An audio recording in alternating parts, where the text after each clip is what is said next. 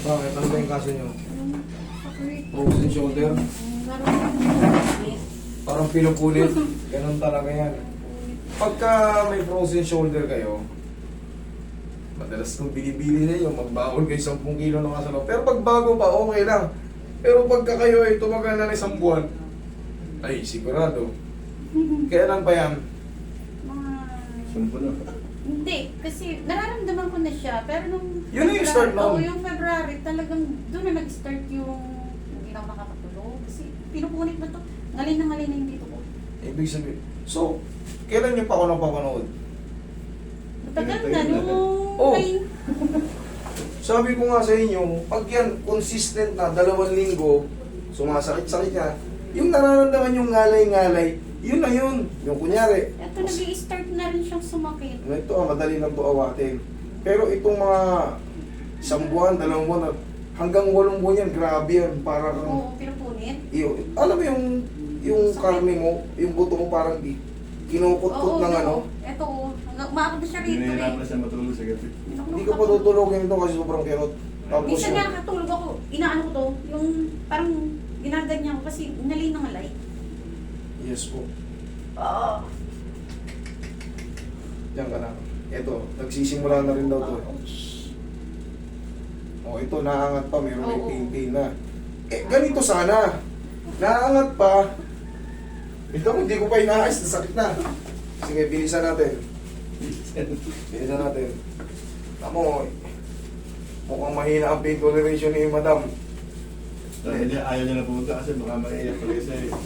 Sabi niya, hindi pwede kasi habang panahon kang papahirapan yan. Ganito lang eh. Tingnan mo, kahit wala ka pa treatment, sakit na sakit ka na.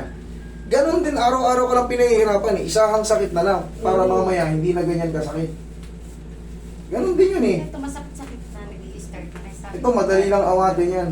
Ito na yung mga senyales na ilang araw pa lang, 1 linggo, 2 linggo, na consistent na may ganyan, ipaayos nyo na. Kasi, katulad dito, ito mo, ganunin mo na, ganunin mo na, aray ka na ng aray. So, kailangan ba natin umabot pa sa ganyan? Huwag na, lalo yung mga diabetic ha. Okay, relax. Huwag nga naman ha. One more. May isa naman, Ano nangyari? huwag mo munang galawin ganyan ha. Tapusin natin tong medyo umiinda kay madam. Medyo ano to eh. Napapanood kong sabi ko, alam, iiyak din yata ako. Wala pa kang haplos, iniiyak ka na eh. Sakit eh. Kaya mo yan. Kaysa Sabi naman, mo nga, 20 seconds sa sakit lang. 20 seconds lang yan, 20 to 30 seconds. Yun lang talaga ang ano yan, standard yan. Hindi, siyempre, sa dami ko nang ginaganito, sa dami ko nang Tissue. nakakabisado ko na yung ano nila, yung pagtitiis. Eh kaysa naman magdamag kayo hindi patulogin, anong gusto nyo? Ano gusto nyo? Magdamag kayong ano, nangingirot-ngirot. Sabi ko, tara na doon. Ayaw yung pangako eh. Siniisip ko yung sakit. Umisipin yung sakit. Ang isipin mo yung kailan ka makakalaya sa ganong kirot. Yan isipin mo. Kailan kaya ako makakalaya sa kirot na to? Eh namamalit na yung buong kamay ko.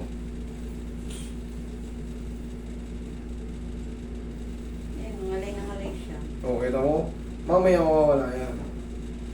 Parang may ground na lang dito yan. Kaya mo yan. Ano, ready ka na?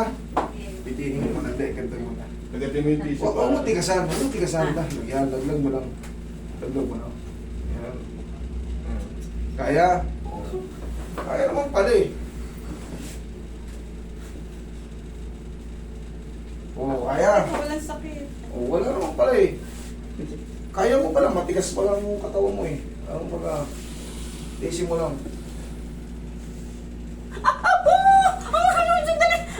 Sige, sigaw mo na, sigaw mo na. Okay lang yan. Sigaw mo lang.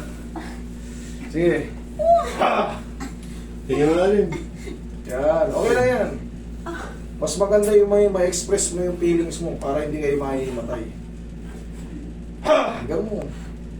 O, tubig. Wag muna, wag muna. Manchok, baka manchok siya. Ano?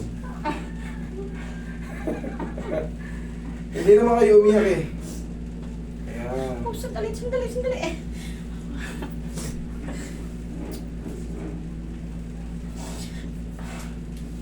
Meron pang paina. Hindi pa yun yung paina. Ilangat ko lang. Pero maganda na yun, ma'am. Maganda. Ano? Sabi sa'yo, isang sakit lang yan kasi araw-araw kong pinapahirapan, hindi lang araw, gabi pa. 24 hours yung pinahihirapan yan eh. Kaya nga eh. Ano mas pipiliin nyo? Yung ganitong araw-araw, isahan na lang.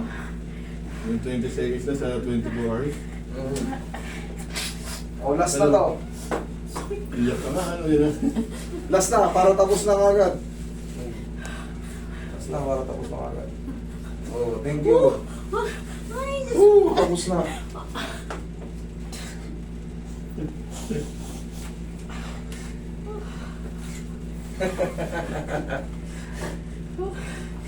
Ay, pulisin mo na yung kabila para tapos na.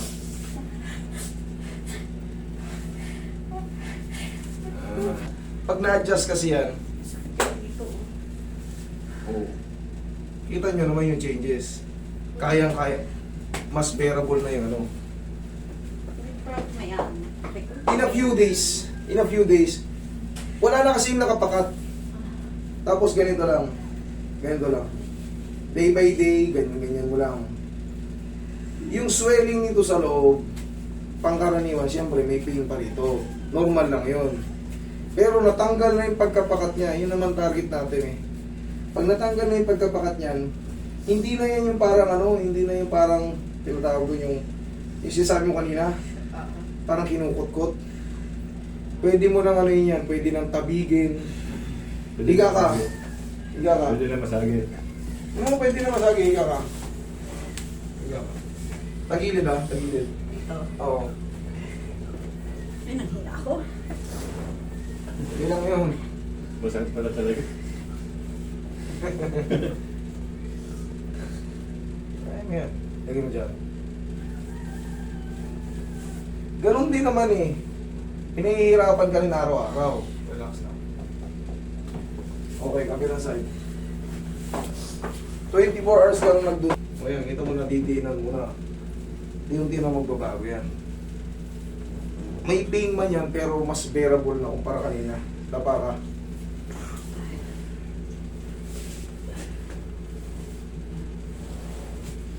Okay, shoot mo yung mukha mo dyan.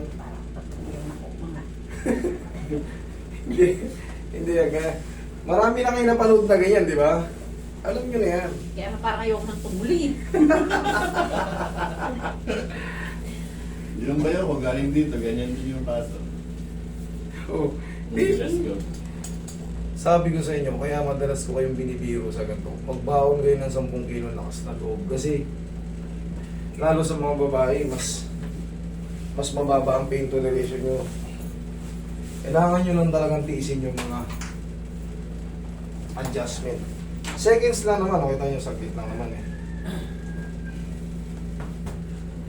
Sa mga may mga, yung iba kasi nahihiya. Di ba, yung tinatawag na ano yun, yung skin asthma, Skin asthma. yung mga psoriasis. Huwag kayong mahihiya rito. Never kayong makakaramdam ng mga pag-iwas namin, hindi. Yayakapin ko ba kayo? Hindi yun nakakahawa.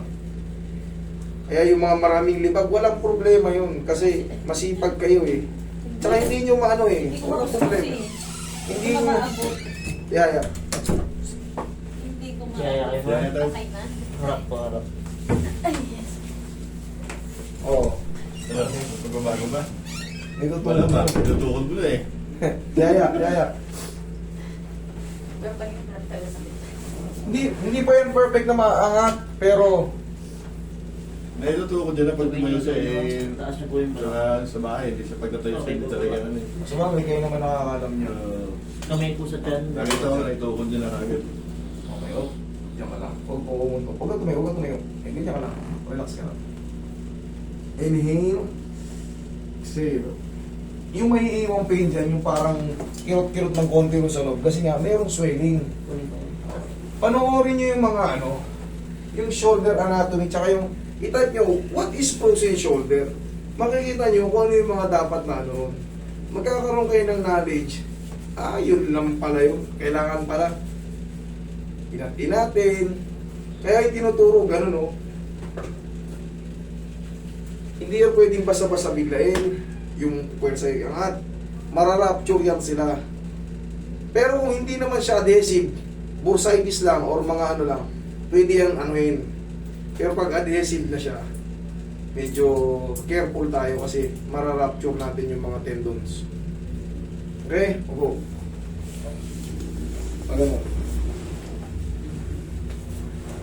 Ito, naawat na yan. Wala na yan. Ito naman, day by day, unti-unti natin sanahin. Kaya. Okay. Kabila. Kaya. Oo, kita mo.